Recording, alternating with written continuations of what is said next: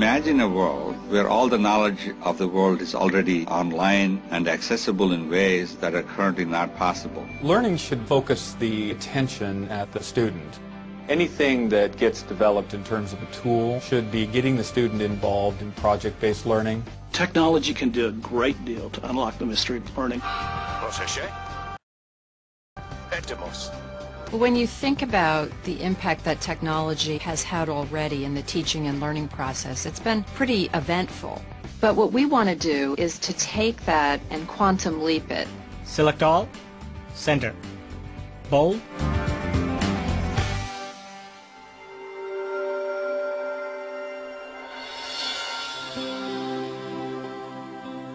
A businessman, a teacher, and an engineer are collaborating remotely on a video report documenting the influence of technology on learning. They reflect on their own history and uncover predictions from the past. They discover men and women whose visions inspired advances that propelled learning to a lifelong experience and the potential for those visions to carry on. I've got the vids you sent. I'll add them to what I've got. Let's get back with each other in half hour to go over the timeline. That'll work for me. Me too. In the last 20 years, we've been very good at creating computing technology that can manage documentation. We can cut and paste in very creative ways. But now we can build scenarios where we can get children to think critically about managing complex systems.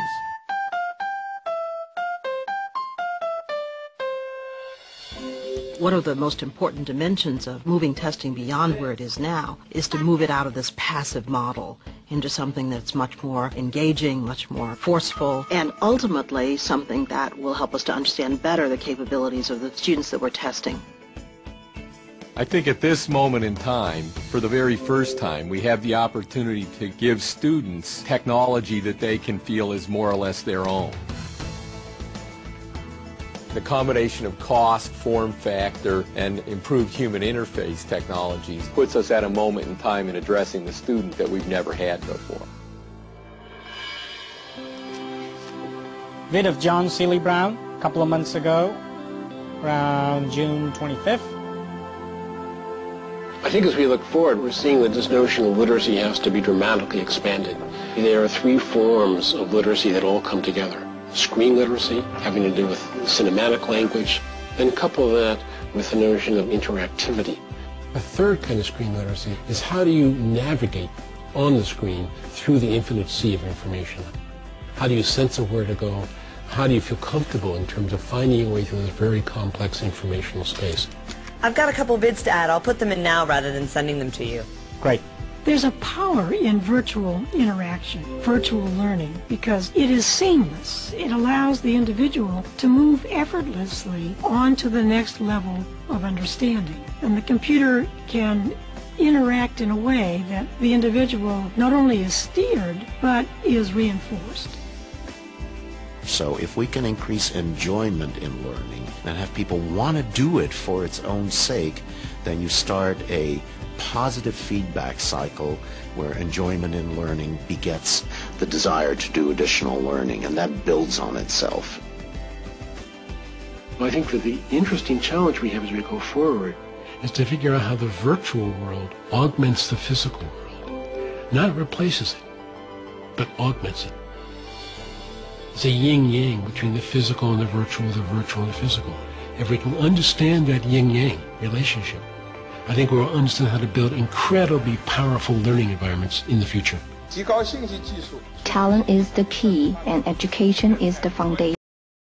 On one hand, we need to train a number of talented people who will enter the international front lines, master key technology, and be top-level design experts.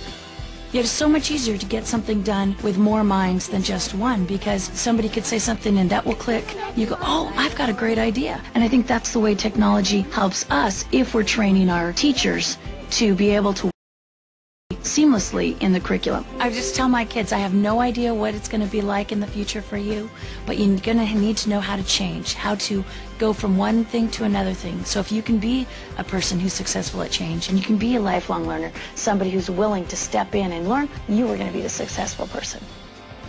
What we need to do in order to bring the enchantment of learning back to the student is work together with parents and policymakers and learning scientists and technology scientists and create an environment that is going to stimulate a new way of thinking about how we learn. That's going to be exciting.